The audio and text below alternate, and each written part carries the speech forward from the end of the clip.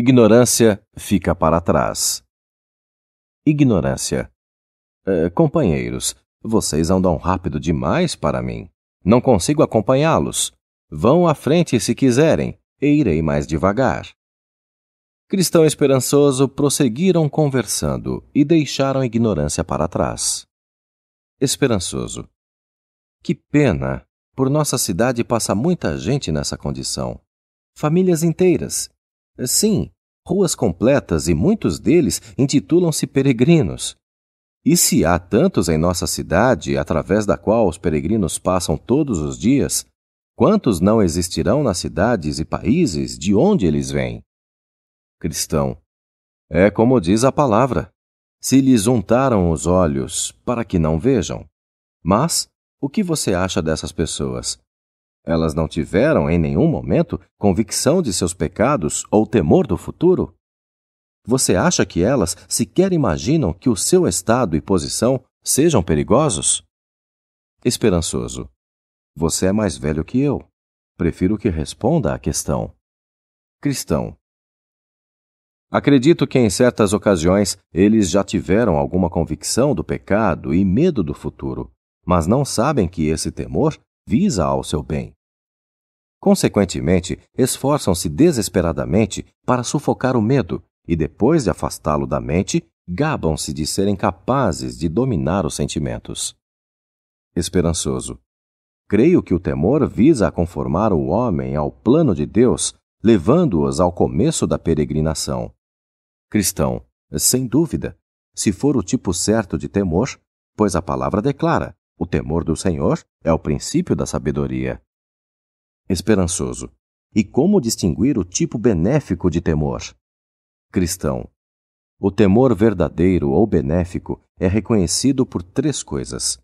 Traz profunda convicção do pecado, leva ao arrependimento e à fé salvadora em Cristo, cria na alma uma santa reverência por Deus, sua palavra e seu caminho, mantendo o coração sensível e levando a pessoa a recuar diante de qualquer coisa que possa afastar de Cristo a sua vida.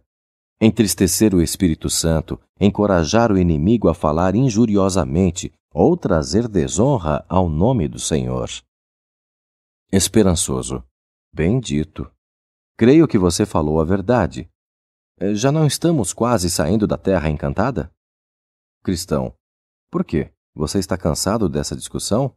Esperançoso. Oh, não, de jeito nenhum. Mas estava imaginando onde estamos.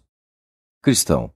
Ainda temos cerca de 3 quilômetros à frente, mas vamos continuar nossa discussão?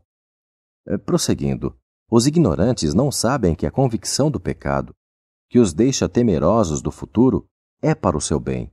Por essa razão, buscam extingui-la. Esperançoso. E como eles a removem? Cristão. Eles acham que esses temores são inspirados pelo diabo, quando, na verdade, são infundidos por Deus, e pensando assim, resistem a eles como a algo mau, que lhes desequilibrariam a mente. Também acham que tais receios enfraquecem a fé. O que eles têm é apenas fantasia, não fé, e endurecem contra eles o coração. Presumem que o medo é uma fraqueza e que é errado sentir-se receoso. Consequentemente, apesar de suas sinceras convicções, tornam-se excessivamente autoconfiantes. Acreditam que o medo tende a destruir-lhes a felicidade e a sua desprezível justiça própria. Por isso, resistem a ele com toda a sua força de vontade. Esperançoso. Sei disso por experiência própria, porque antes de conhecer o significado da convicção, pensava assim também. Discutindo a apostasia. Cristão. Você conheceu em sua terra, cerca de 10 anos atrás, um tal de senhor temporário? Esperançoso. Se o conheci? Sim. Ele vivia na cidade de Sem Graça, cerca de 6 quilômetros de honestidade, e era vizinho, se não me engano, de um tal de Retrocesso. Cristão. Isso mesmo. Ele já morou sob o mesmo teto que o senhor Retrocesso. Bem, Temporário estava, uma vez, muito preocupado sobre o correto relacionamento com Deus, e acredito que ele tivesse, então, algum conhecimento de seus erros e do salário do pecado. Esperançoso, concordo com você. Ele morava a apenas uns 4 quilômetros de minha casa e sempre vinha, em lágrimas, pedir meus conselhos. Realmente me dava pena e espero que ele encontre a fé real e torne-se um cristão. Mas agora vemos que não são todos os que clamam Senhor, Senhor, que entram no reino do céu. Cristão. Ele contou-me certa vez que estava decidido a sair em peregrinação, mas repentinamente travou amizade com o Senhor salvação própria e tornou-se um estranho para mim. Esperançoso. Qual foi a razão dessa sua mudança repentina e por que outros apostatam desse modo? Cristão. Boa pergunta. O que você acha ser o motivo? Esperançoso. Em minha opinião, há 4 razões para isso. Primeiro, embora a consciência de tais homens seja despertada, a sua mente não é mudada. Então, quando o sentimento de culpa esfria, voltam-se naturalmente às suas velhas atitudes carnais. A sua consciência culpada leva-os a temer o inferno, e o medo do inferno cria um interesse pelo céu. Não obstante, quando o sentimento de culpa se vai, o medo do inferno desvanece, e eles perdem o interesse no céu. Voltam, então, à sua antiga vida e aos prazeres passageiros do mundo. Segundo, tem medo dos homens que os escravizam, e que o receio do homem arma laços. Eles parecem ansiosos pelo céu, enquanto as chamas do inferno crepitam-lhes nos ouvidos. Mas, quando esse terror se vai, eles têm outros pensamentos, que é bom ser sábio e não correr o risco de perder tudo, ou de meter-se em problemas inevitáveis. Por essa razão, procurando evitar riscos, retrocedem aos caminhos do mundo. Terceiro, são orgulhosos, e as pessoas orgulhosas do mundo os faz sentir que a religião cristã é para os pobres e inferiores. Por conseguinte, quando perdem o senso de culpa e o receio do tormento, retornam ao curso anterior. Quarto, porque a ideia de culpa e punição lhes é insuportável. Preferem permanecer esquecidos de sua miséria até que ela lhes chegue. Um enfrentamento honesto de sua culpa e de seu sofrimento futuro mandá-los-ia a Cristo em busca de perdão e de jubilosa libertação. Contudo, evitam os pensamentos de culpa e punição, livram-se de seus sentimentos sobre a ira de Deus e endurecem cada vez mais o coração à verdade. Cristão. Você chegou bem perto do âmago da questão.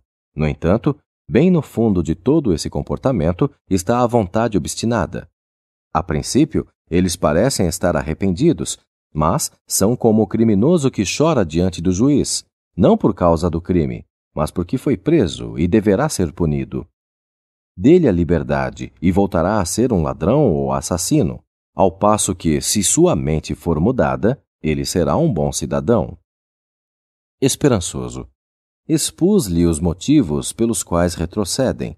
Agora mostre-me a maneira pela qual se dá a apostasia. Cristão. Bem, penso que é assim. Primeiro, eles afastam o pensamento o tanto quanto possível de qualquer lembrança de Deus, da morte e do julgamento por vir. Então, gradualmente, desistem da autodisciplina, como a oração, o freamento à luxúria, a vigilância da conduta, o pesar pelo pecado e coisas semelhantes a essas. A seguir, afastam-se da companhia dos cristãos animados e cordiais. Depois, passam a negligenciar os deveres em comum, como ler e ouvir a palavra de Deus, frequentar as reuniões e coisas assim. Daí, começam a achar falta nos cristãos piedosos, vendo neles fraquezas que não passam de fantasias suas, blasfemando pelas costas o bom nome dos discípulos. Passam, então, a associar-se com pessoas mundanas, de moral frouxa e mal intencionadas. Até entregam-se secretamente a práticas carnais, sensuais e imorais, e ainda procuram achar tais coisas naqueles que são tidos como verdadeiros, a fim de desculpar-se dizendo que os tomou como exemplo. Depois disso, brincam abertamente com o pecado. Finalmente, endurecidos, mostram-se como realmente são, francamente pecaminosos, e assim, afundando novamente no abismo da miséria, perecem para sempre no próprio engano, a menos que o milagre da graça os impeça.